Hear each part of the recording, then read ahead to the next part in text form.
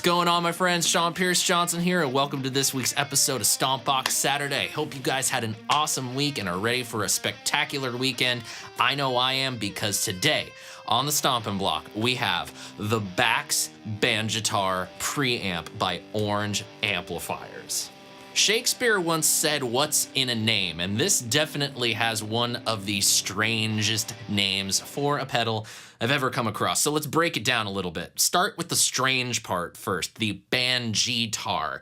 Apparently, Aid Emsley has said that he used to call a guitar a Bangeetar when he was a little boy. If that's his story and he's sticking to it, more power to him. But what exactly is Bax? Well, Bax incorporates baxandall. Baxandall being a very famous tone stack that you hear on a lot of classic amplifiers and has even found its way into some pedals. All in all, what the Bax Bangeetar really is it's a super powerful guitar preamp that can get you just about any kind of variation of orange, crunchy, saturated goodness that you could possibly want. So let's go ahead and get this big bad boy up on the screen, and yeah, it's big. It's covering my face. Hold on one second. Okay, that's better.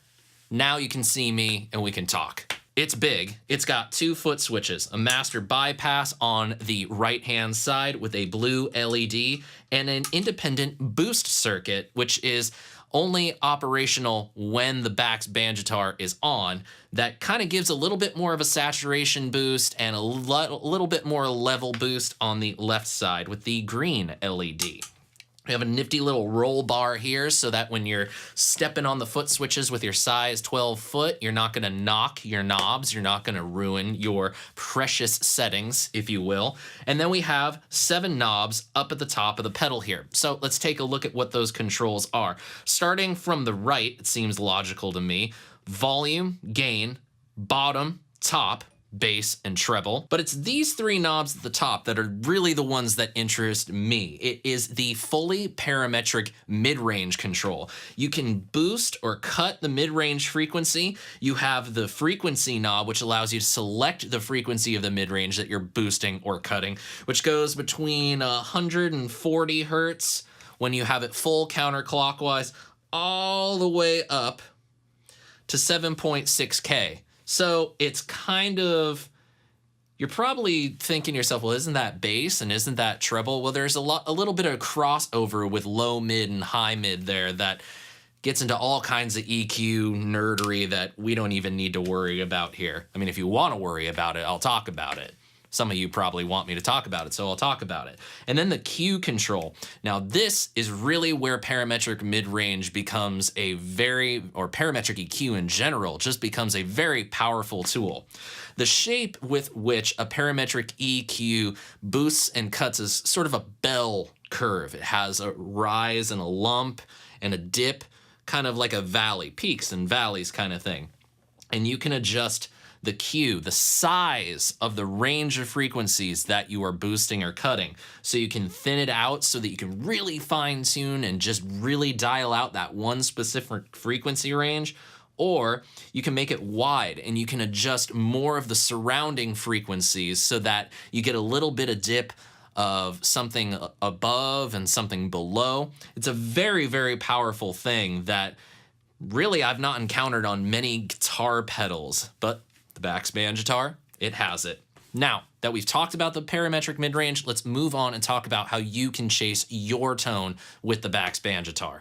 All right, for the sake of starting with a fresh, clean slate, I brought in the Jennings Navigator, and we are going to dial in a sound. I want something kind of on the crunchy, maybe a little bit jangly side, something that really helps the Telecaster come through, but gives it a little bit of girth as well, so that it's not a thin machine. So, with all the knobs at noon, let's see how we start with this guitar.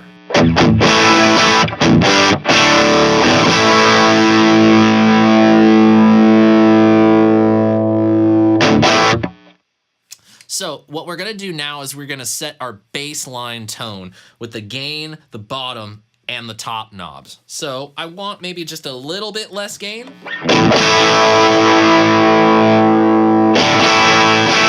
That's about what I want. So should I go for more bottom or less bottom to fatten it up? Let's just take a listen and see.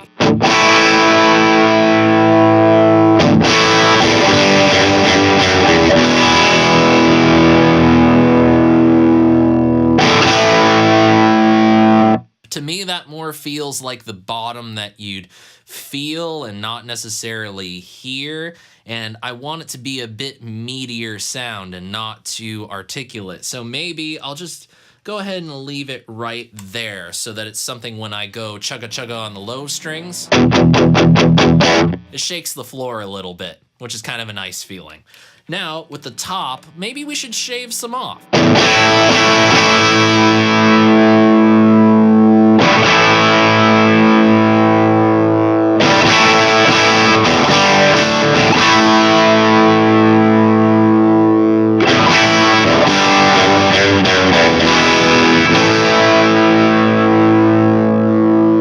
I still feel like the Telecaster character comes through. I can still hear that twang and that snap and that grind, but maybe it's a little less harsh on the ear. So now that we've set the bass line, now we can use the mid-range to further tailor that sound. I think what I might want to hear first is whether or not an emphasis in the low part of the mid-range between, say, 140 to about 800, 900 is really what I might need to hear to fatten that up. Those kind of frequencies are typically the muddier frequencies, the more muffled frequencies, but it might help out this guitar to sound fatter. So let's give it a shot.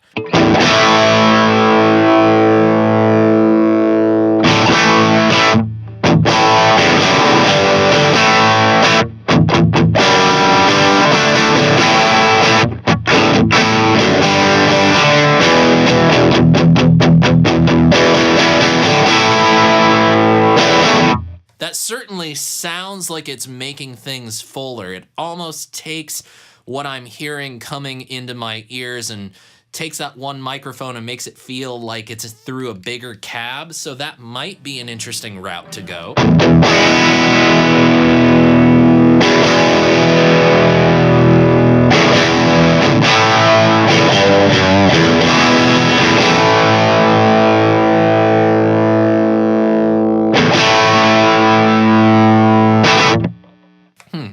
I'm kind of liking that, but let's sweep that mid-range knob and go just a little bit further.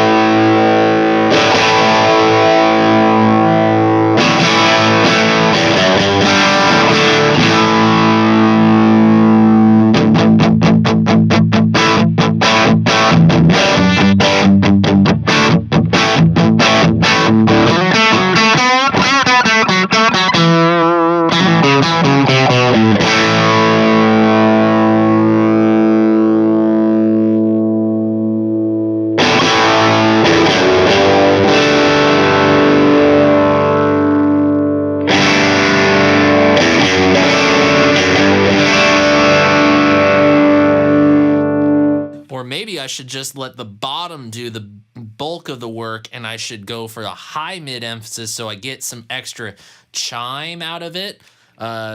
Seeing as we've taken the highs and we've softened them a little bit, maybe that high mid area, sort of between the 2.5 and 5K range, will be the kind of high end that I want to come through for that chime so that, well, it does exactly what I'm trying to do.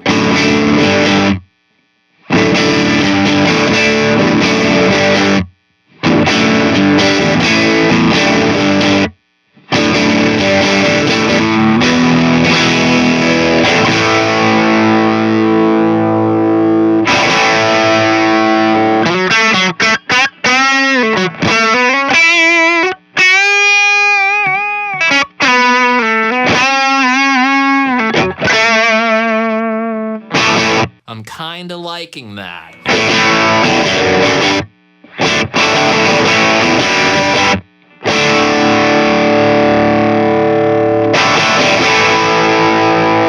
I think we're gonna go with that, but maybe there's a little bit too much emphasis, so I'm gonna back off the mids. Let me listen to that real quick.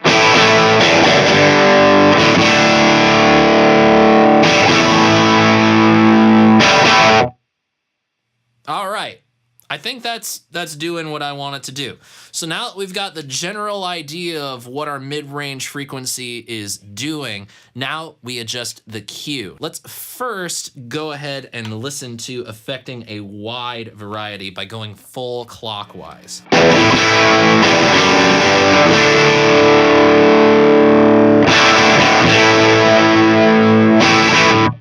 Now keep in mind, this is going to start working into that high end territory, what we already started carving away with at the top. So that's kind of the strategy that I'm thinking. Like maybe we don't need to utilize the top so much because the mid-range frequency, because the Q is adjustable, we start to get into the high end territory, at least the high end of a guitar instrument.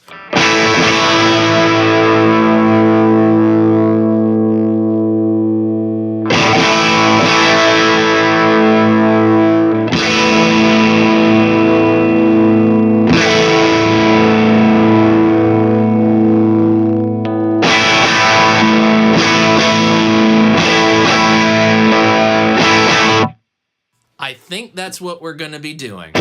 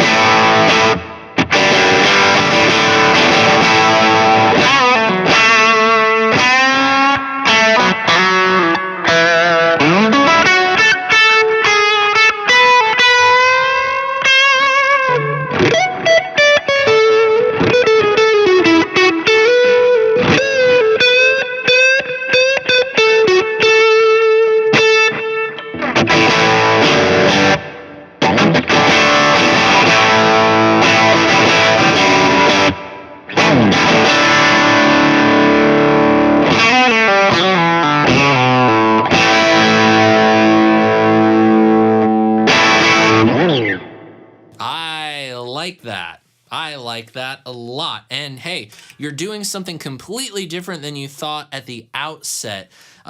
Sometimes as guitar players, we start falling into patterns of how we achieve our tone. But having tools like this allows us to think outside the box, do things a little bit differently, which is very, very cool indeed. Now, let's go ahead and plug into the front end of a non-orange amplifier and get some orange crunchy goodness out of that. Now, I unfortunately find myself not being able to bring my rock reverb to a lot of the gigs I've been playing recently. That's just one of the unfortunate realities of the pitfalls of being a gigging musician. However, the Bax Bangeetar does a fantastic job of getting me into that high gain rock reverb territory with a very clean amplifier as my platform to go off of. Now I'm using the Carvin X1 because it tends to have that sort of Fender deluxe reverb kind of vibe to it. Nice high headroom with very clean tone, and something that really as a platform I don't mind using. So a little bit of reverb and echo, and we have something quite nice.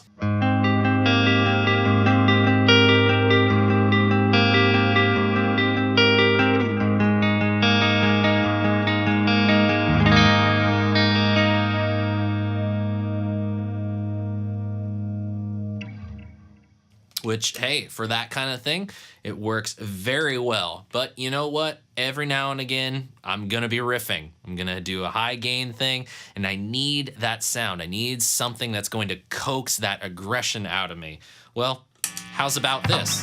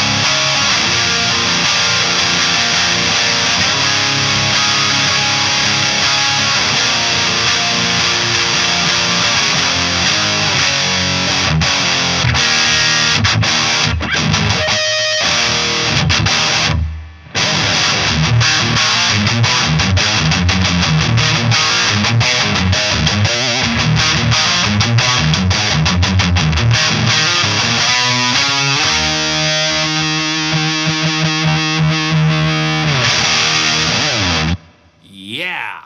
Now let's take a listen to the cab sim that's built into the Bax Bangeetar. What's great about this is that you can essentially have it sitting on your studio desk, plugged into your interface, and you can record silently, or at least low volume, either using headphones any time of day. So let's take a listen to the sound of my mic'd up Orange cab versus the sound of the cab sim output. I'm gonna play a couple riffs and we can go ahead and hear the difference.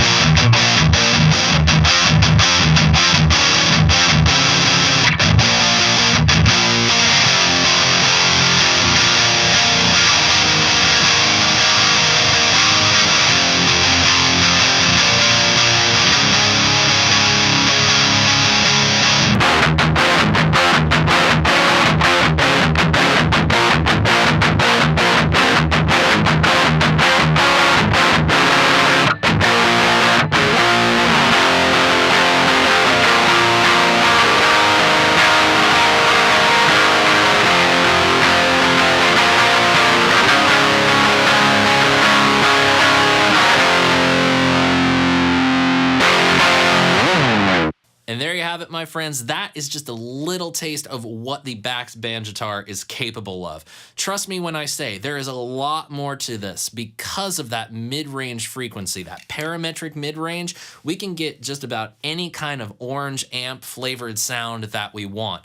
For someone like me, this is a big, big deal to have something like this in my arsenal. As an Orange Amps player, I'm constantly trying to find ways that I can take that sound with me. Studio, stage, whether it's recording direct or using backline amps. I'm always looking for things that will get me the sound that I love. And I feel like the Bax Bangeetar is the closest I've come to get me the high gain sound of the rock reverb that I fell in love with all those years ago in a pedal platform. Now, the drawback of it being this thing is huge. I mean, it's not the most pedal board friendly thing in the world. Probably about the size of, I would say, one of the Strymon big pedals or the Boss 500 series. And sure, it's just kind of a distortion pedal, but for me, I'm gladly going to sacrifice pedal board real estate for something that gets me so close to my comfort zone that when I go out and perform the music I write, I'm gonna be comfortable and I'm gonna play the best that I possibly can play. This thing gets a huge thumbs up from me on the sound category. I will take the hit on pedal board real estate. I'm not gonna lose sleep about it. However, there are some of you out there that's going to be an important thing. This thing is huge, so you will want a smaller option. Now, time will tell if Orange wants to update this and make it just a little bit smaller, so we'll just have to see. But for now, I would love to know what you guys thought of this particular pedal from Orange, the Bax Bangeetar. Let me know what you thought in the comment section below, and please, when you see them, click the subscribe button, turn on the notifications, and do consider supporting on Patreon so that I can keep making demos like this for you guys. Thank you so much for spending part of your Saturday with me. It's always a pleasure to have you hang out. And until next week, my friends, I'm SeanPierceJohnson, and I wish you all out there great tone and happy stomping. Cheers.